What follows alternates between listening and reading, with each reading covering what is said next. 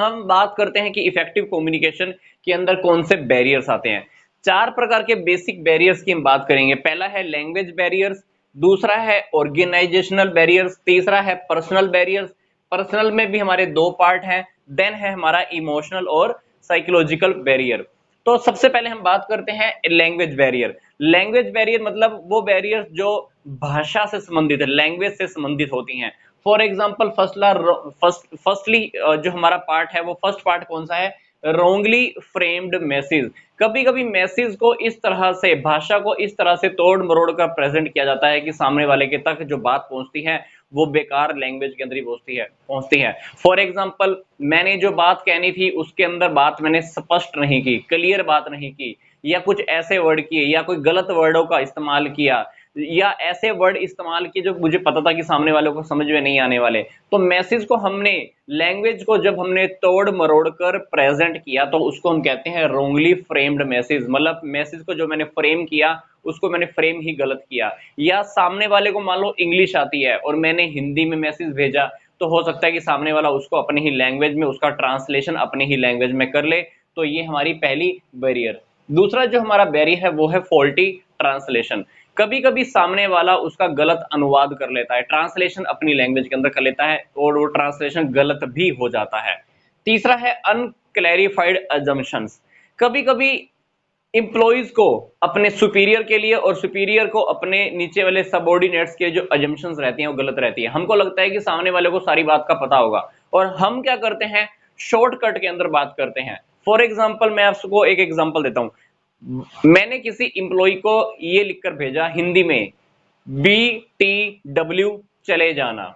इसका मतलब क्या है, वास्तव में इसका मीनिंग क्या है, बाय द वे चले जाना। पर वहां पर दिल्ली के अंदर मान लो एक बहुत अच्छा एक शोरूम है या कह लीजिए कि खाने की जगह है जिसको हम बोलते हैं बिट्टू टिक्की वाला। वहां पे दिल्ली के अंदर क्या है कि लोग इसको शॉर्टकट के अंदर बोलते हैं BTW। तो इंप्लॉय ने, हमारे सबऑर्डिनेट ने इसका मीनिंग क्या निकाल लिया कि बिट्टू टिक्की वाले के यहाँ चले जाना। तो सामने वाले ने क्या किया, एक, हमको लगा था कि सामने वाले को BTW का मतलब पता होगा, मतलब BTW का हमारे हिसाब से मतलब क्या था, बाय द वे तुम चले जाना। पर सामने वाले ने क्या किया, अपनी लैंग्वेज के अंदर फिर मतलब निकाल लिया। मतलब अनक्लैरिफाइड अजम्पशन का मतलब है कि कभी कभी हम ये मानकर चलते हैं कि सामने वाले को सारी बात का पता होगा और हम क्या करते हैं, लैंग्वेज के अंदर शॉर्टकट का यूज करते हैं ये मानकर कि सामने वाले को इस बात का पता होगा और वो प्रॉपर मीनिंग जानता होगा, पर नहीं, पर वो कभी कभी हमारी अजम्पशन फिर गलत हो जाती है।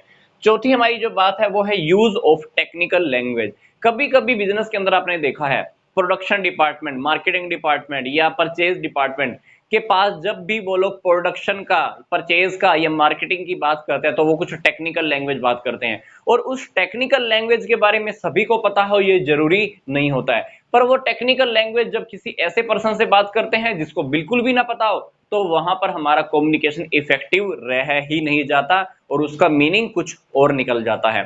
तो ये हुए हमारी लैंग्वेज की बैरियर्स। लैंग्वेज की बैरियर के अंदर मैसेज को रॉन्गली फ्रेम किया हुआ है, ट्रांसलेशन गलत की, हम ये मानकर चल रहे हैं कि सामने वाले को सब कुछ पता है, हमारी अजम्पशन ही गलत है। चौथी बात, हम टेक्निकल लैंग्वेज का यूज करते हैं तो हमारा इफेक्टिव कम्युनिकेशन रह ही नहीं जाता, वहां पर कोई ना कोई प्रॉब्लम खड़ी हो ही जाती है। दूसरी है ऑर्गेनाइजेशनल बैरियर। वो बैरियर्स जो ऑर्गेनाइजेशन से रिलेटेड होती हैं, संगठन से रिलेटेड बैरियर्स होती हैं। पहली बैरियर पॉलिसीज। मान लीजिए कि ऑर्गेनाइजेशन की पॉलिसी है, मेरी कंपनी की मान लो पॉलिसी है कि आपको जो भी बात बोलनी है रिटर्न में बोलिए। अब क्या होगा, क्या छोटी से छोटी बात से लेकर बड़ी से बड़ी बात मुझे क्या करनी पड़ेगी, रिटर्न में लिखनी पड़ेगी। तो अगर मैं छोटी से छोटी और बड़ी से बड़ी बात को, हर बात को अगर मैं रिटर्न में कहने लग जाऊं तो मैं क्या करूंगा, इस प्रकार का कम्युनिकेशन मैं करूंगा ही नहीं। तो कभी कभी इस प्रकार की पॉलिसीज फिक्स कर देने की वजह से भी कम्युनिकेशन के अंदर प्रॉब्लम्स आती हैं, लोग कम्युनिकेशन करते ही नहीं है। फिर कभी कभी कुछ रूल्स होते हैं, कंपनी ने मान लो रूल बना दिया कि आपको जब भी बात करनी है इसी मीडियम का यूज करना है। मीडियम के अंदर मतलब आपको टेलीफोन से बात करनी है या आपको ईमेल की ही बात करनी है, या कंपनी ने बोल दिया कि जब भी आपको बात करनी है एक स्पेसिफिक सब्जेक्ट मैटर के थ्रू ही बात करनी है। तो इंप्लॉइज को, वर्कर्स को, मैनेजमेंट को कभी कभी लगता है कि यार मेरे ऊपर काम का भार बढ़ रहा है, क्योंकि कंपनी के रूल्स ऐसे ऐसे होते हैं कि जो बेवजह के होते हैं, छोटी छोटी बातों के लिए हमको कंपनी के रूल मानने पड़ते हैं। तो लोग कम्युनिकेट करने से भागते हैं, कम्युनिकेट बात हो ही नहीं पाती, जहां मैसेज पहुंचना चाहिए था वो मैसेज जाता ही नहीं है, और कहीं ना कहीं फिर काम में प्रॉब्लम आनी स्टार्ट हो जाती है, काम पूरा नहीं होता, प्रोडक्शन ठप पड़ जाता है, प्रॉफिट हो ही नहीं पाते हैं। तीसरा है हमारा स्टेटस रिलेशनशिप। कभी कभी आपने देखा है कि ऑर्गेनाइजेशन के अंदर स्टेटस बना होता है, ऊपर से टॉप लेवल से लोअर लेवल तक कोई इंफॉर्मेशन आनी है तो आ जाती है, क्योंकि टॉप लेवल वाले लोअर लेवल को क्या इंफॉर्मेशन देते हैं, ऑर्डर देते हैं, ये काम करो, वो काम करो, ऐसा करो, वैसा करो, बोल देते हैं। पर अगर जब लोअर लेवल वाले लोगों को जब टॉप लेवल तक कोई बात पहुंचानी है तो वो बात नहीं भेजते हैं, क्योंकि उनको अपने स्टेटस का डर रहता है कि सामने वाला पता नहीं मेरी बात का क्या मीनिंग समझेगा। नीचे से ऊपर बात जाने के अंदर, नीचे से ऊपर कम्युनिकेशन होने के अंदर प्रॉब्लम आती है, लोग अपनी सुझावों को, अपनी एडवाइसेस को ऊपर तक भेजते ही नहीं है। तो वहां पर स्टेटस की, लोग अपने स्टेटस से डरते हैं कि कहीं मेरा स्टेटस डाउन ना चला जाए, या कभी कभी ऐसा भी होता है कि मान लो ऊपर वाले डिपार्टमेंट को लगा कि मैं नीचे वाले को भी बात बताऊं, कभी मेरा स्टेटस खराब ना हो जाए, कभी सामने वाले को मेरी कमजोरी ना पता लग जाए, तो वहां पर स्टेटस के रिलेशनशिप के अंदर भी हमारी प्रॉब्लम खड़ी होती है, हम कम्युनिकेट करने से भागते हैं। चौथा है हमारा complexity in the organization structure. कभी कभी ऑर्गेनाइजेशन का स्ट्रक्चर इतना कॉम्प्लेक्स होता है कि एक व्यक्ति से दूसरे से तीसरे से चौथे से पांचवें से छठे एंड सो ऑन, आगे आगे लोगों तक बात पहुंचने के अंदर बहुत सारी हर्डल्स आती हैं, बहुत सारी कॉम्प्लेक्सिटी आती हैं।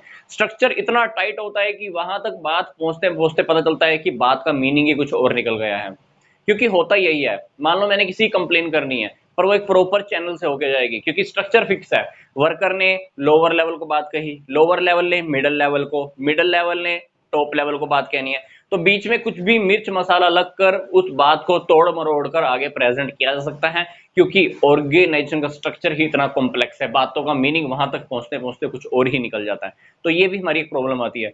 अगली है ऑर्गेनाइजेशन की फैसिलिटीज। कभी कभी ऑर्गेनाइजेशन अच्छी फैसिलिटीज ही प्रोवाइड नहीं करवाता है। फॉर एग्जांपल, मैंने ये तो बोल दिया कि तुमको कम्युनिकेशन रिटर्न में देना है, अब कंपनी ने क्या किया, हमको स्टेशनरी नहीं लेके दी हुई, या कंपनी ने बोल दिया कि आपको फोन पे ही कम्युनिकेशन करना है, तो इसके लिए आपको क्या करवाना पड़ेगा, इंप्लॉइज का हर महीने टेलीफोन का बिल भी पे करना पड़ेगा। कभी कभी कंपनीज क्या करती हैं, इंप्लॉइज का टेलीफोन का बिल या फोन का रिचार्ज ही नहीं कराती हैं, तो वो लोग फोन करने से कतराते हैं, वो कहते हैं कि मैं अपना फोन का एक्सपेंस कंपनी के ऊपर क्या करूं, कंपनी जब मुझे कुछ पैसे ही नहीं देती है तो मैं ही फोन कंपनी को क्यों करूं।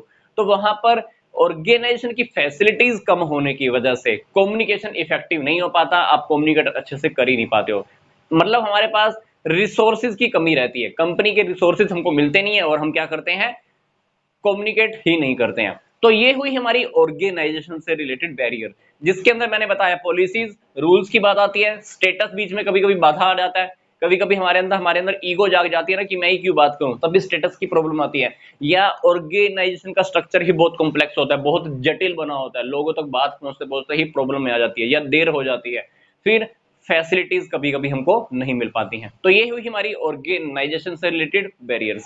अब हम बात करते हैं पर्सनल बैरियर।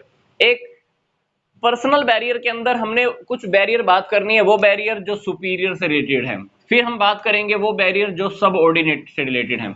सुपीरियर के सामने कौन कौन सी प्रॉब्लम्स आती हैं, सुपीरियर से रिलेटेड कौन सी बैरियर्स हैं। पहली बैरियर एटीट्यूड और सुपीरियर। कम्युनिकेशन का होना, इफेक्टिव कम्युनिकेशन का होना मोस्ट प्रोबेबली सुपीरियर के एटीट्यूड के ऊपर भी डिपेंड करता है, उसका एटीट्यूड कैसा है। अगर वो उसका एटीट्यूड पॉजिटिव है तो वो कम्युनिकेशन बहुत अच्छे से करेगा, अगर उसका एटीट्यूड नेगेटिव है, हर चीज के अंदर नेगेटिविटी ढूंढता रहता है, उसकी बात करने का स्टाइल अच्छा नहीं है, तो डेफिनेटली क्या होगा, इफेक्टिव कम्युनिकेशन कभी हो ही नहीं पाता है। दूसरा, फियर ऑफ पोजीशन। कभी कभी सुपीरियर अपने नीचे सब ऑर्डिनेट्स तक वो बातें ही नहीं पहुंचाता है जिससे उसकी पद की गरिमा छीन जाए और उसको लोअर पोस्ट के ऊपर आना पड़े। मिडिल लेवल मैनेजमेंट वाला कभी भी वर्कर से अपनी बात शेयर नहीं करता है, कम्युनिकेशन नहीं कर पाता है, टेक्निकल बातें नहीं बता पाता है, कंपनी की कमियों को नहीं बता पाता है, क्योंकि उसको खुद का डर लगता है कि कंपनी कहीं मेरी कमी के सामने आ जाने के ऊपर कहीं मेरी पोस्ट छीन कर मुझे कहीं वर्कर की पोस्ट पे ना भेज दे, इसलिए उसको अपनी पोजीशन का बहुत डर होता है कि मेरी पोजीशन ना छीन ली जाए। अगली बात, फोकस ऑन प्रॉपर चैनल।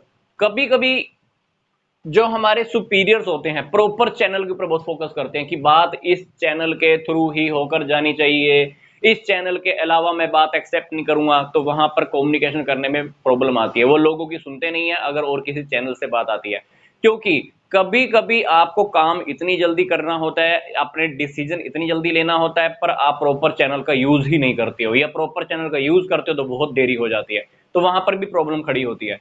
चौथी बात है lack of confidence in the subordinates.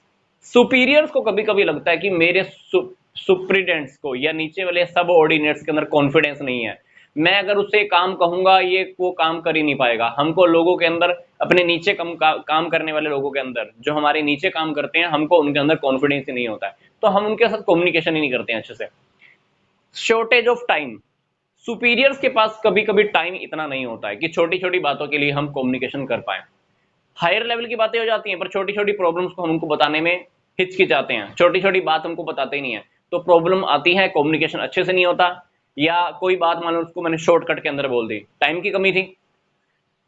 Attention, employees हमको कभी कभी फीडबैक देते हैं, सुपीरियर क्या करते हैं, उनकी हर बात को अटेंशन ही देते हैं, छोटी छोटी बातों को छोड़ देते हैं, उनके सजेशन को छोड़ देते हैं, अटेंशन नहीं देते हैं, उनकी बातों को फीडबैक नहीं देते हैं, तो क्या होता है, एक बैरियर आती है, कम्युनिकेशन इफेक्टिव नहीं हो पाता है। फिर वो प्रॉब्लम जो सब ऑर्डिनेट से रिलेटेड है, मतलब जो सुपीरियर के नीचे जो लोग काम कर रहे होते हैं उनसे रिलेटेड बैरियर्स। पहली बैरियर अनविलिंगनेस टू कम्युनिकेट, उनके अंदर कभी कभी कम्युनिकेशन करने की इच्छा शक्ति नहीं होती है, वो कम्युनिकेट करना नहीं चाहते, बात ही नहीं करना चाहते, वो कहते हैं ठीक है भाई जो तुमको काम बताना है हम कर देंगे चुपचाप, पर हमको कोई तुमको सजेशन नहीं दे रहा, कोई बात नहीं बतानी, तो उनके अंदर इच्छा शक्ति का अभाव होता है, कम्युनिकेट हो नहीं पाता है, प्रॉब्लम्स कंपनी तक जा ही नहीं पाती हैं, तो पहली बैरियर। दूसरी लैक ऑफ प्रॉपर इंसेंटिव, कभी कभी क्या होता है, सबऑर्डिनेट ने ऊपर वाले डिपार्टमेंट को अपनी फीडबैक दी, कोई सजेशन दी, सुपीरियर ने क्या दिया, सुपीरियर ने उसकी बात की तरफ ध्यान ही नहीं दिया, उसकी बात को सुनकर भी अनसुना कर दिया, तो डेफिनेटली अगली बार सबऑर्डिनेट सुपीरियर को बात ही नहीं कहेगा, क्योंकि उसको पता है कि जब भी मैं कोई बात कहता हूं वो क्या कर देता है, इग्नोर कर देता है।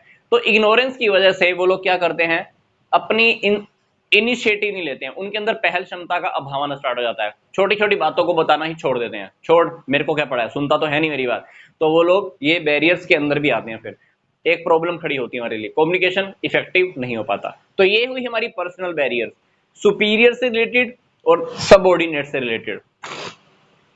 अब हम बात करते हैं इमोशनल और साइकोलॉजिकल बैरियर क्या होती हैं, भावनात्मक। कभी कभी ऐसा होता है ना कि लाइफ में हम भावनाओं में बह जाते हैं, इमोशंस के अंदर बह जाते हैं, सामने वाले ने जो बात कही, तर्क वितर्क होते हैं, सामने वाले ने रियलिटी में कोई लॉजिकल बात कही, हम क्या करते हैं, अपना इमोशनल होकर हम उसकी बात का कुछ और ही मीनिंग ले लेते हैं। तो इमोशनल जब हम होते हैं तो बातों की मीनिंग डेफिनेटली ही कुछ और निकलते हैं। कहते हैं कि बिजनेस, शॉपिंग, स्टडी, इनके टाइम पर हमको अपना दिमाग लगाना चाहिए, पर हम कभी कभी क्या करते हैं, इन चीजों के अंदर क्या करते हैं, इमोशंस लगा देते हैं। तो जहां पर भी हम इमोशंस लगाते हैं तो वहां पर हमारी कुछ ना कुछ गड़बड़ियां आती हैं। तो पहली जो हमारी बैरियर है वो है प्री मेच्योर एवेल्युएशन। हमारा कभी कभी इमोशनल लेवल अच्छा नहीं होता है, सामने वाले ने कोई बात कही, उसकी बात कहने से पहले ही हमने उसकी बात का अपने आप ही कोई भी मीनिंग निकाल लिया, उसको बोलते हैं प्री मैच्योर इवेल्युएशन, कहने से पहले ही इवेल्युएट कर लेते हैं, फलाने फलाने की बात का मीनिंग ये होगा, सामने वाले ने बात पूरी भी नहीं की है, उसकी बात पूरी होने से पहले ही हम अपनी लैंग्वेज में कुछ भी मतलब निकाल लेते हैं, तो वो कम्युनिकेशन इफेक्टिव नहीं होता है, कम्युनिकेशन कहीं ना कहीं फिर हमारी क्या होती है, गड़बड़ हो जाती है। दूसरा है इमोशनल एटीट्यूड, हमारा एटीट्यूड कभी कभी इमोशनल रहता है, लॉजिक तो हम बिल्कुल ही लगाना भूल जाते हैं। फिर क्या होता है, हर टाइम इमोशनल रहने की वजह से सामने वाले की बातें का वैल्यू नहीं रहता है, हम जो बातें कहते हैं वो भी इमोशंस में आकर कह देते हैं, जो कि हमेशा ठीक नहीं होती हैं, क्योंकि इमोशंस में कहे गई बातें सही नहीं होती है और कहीं ना कहीं गड़बड़ी होती है, और इमोशनल बातों की वजह से रिलेशनशिप्स में भी आपको पता है कि प्रॉब्लम्स बहुत आती हैं। अगली बात है poor retention of information. Poor retention of information का टॉपिक बहुत अच्छे से समझना, this is the very important, this is the very important fact of our life also.